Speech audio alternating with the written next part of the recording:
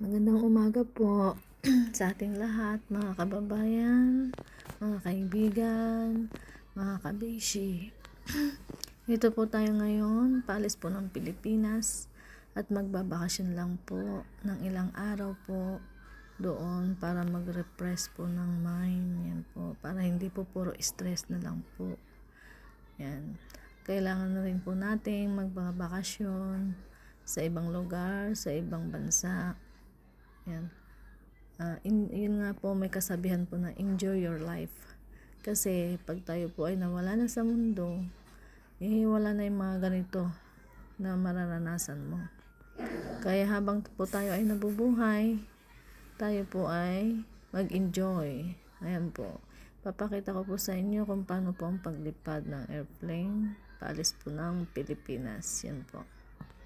Gusto ko lang po may share o may bahagi po sa inyo ang aking mga nararanasan. Yan po siya guys, nag-open na po yung pakpak niya, kumukuha po siya ng buwelo, paakyat po. Yan po siya. Mahaba po yung iikutan niya para makakuha po ng buwelo. Yan po, papakita ko sa inyo kung ano po yung ganda pag nasa taas po siya. Yan. Ganda po pag yung palipad siya. Makikita mo yung view sa buong Pilipinas. Yan. Ayun na po siya guys.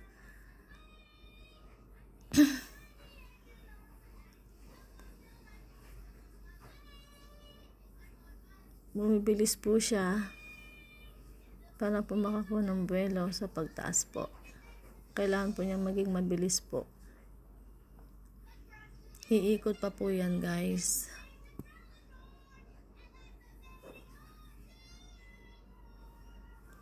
Tapos, bigla po niyang bibilisan. Bakit yan po? Iikot po siya dyan. Pag nakaikot na po yan, dyan na po siya kukuha ng mabilis na pagtaas po.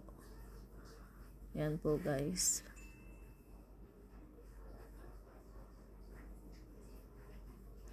Yan po, bumibilis na po siya.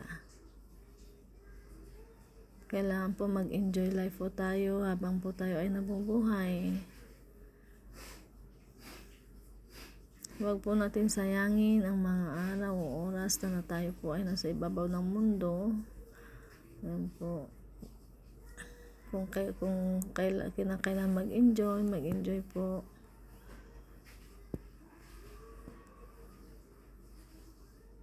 Dito po siya kukuha ng mabilis na buwelo po, paakyat po sa taas. Dito po siya. Diyan niya po talaga bibilisan po dyan. Paakyat po yan. Nakikita niyo po. Ayan.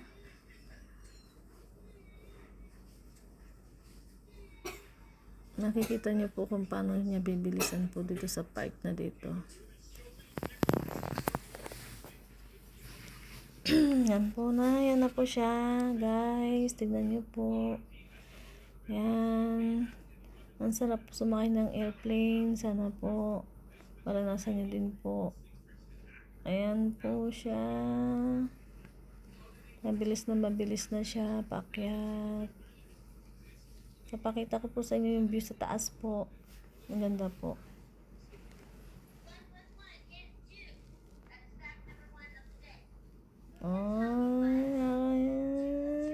Yan na po siya. Akyat na po. Yan. Dito na po kami. Pataas na po. Yan.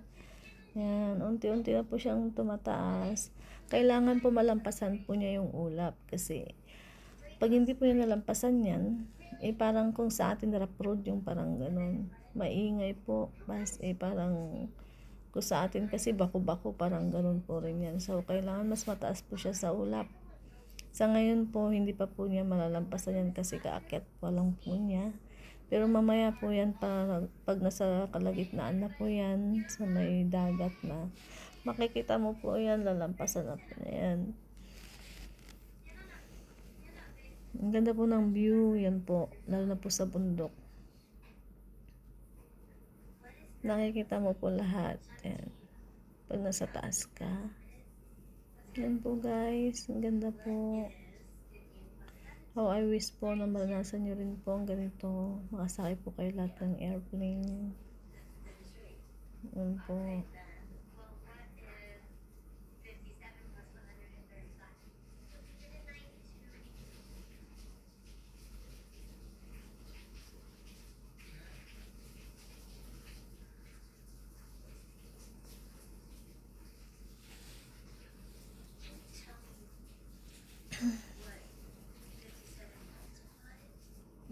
Pasalamat po kami at hindi po maulap ngayon ang panahon at saka isa po walang ulan, wala pong bagyo.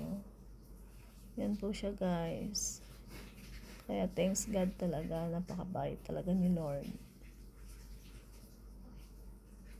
Ayan po, pakyat na po siya ng pakyat.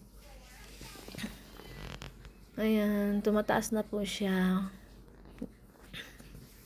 Kumbaga, gusto na niya pong lampasan yung ulap. Kailangan po mas mataas siya sa ulap. Pag nasa taas ka po guys, makikita mo yung ulap sa baba.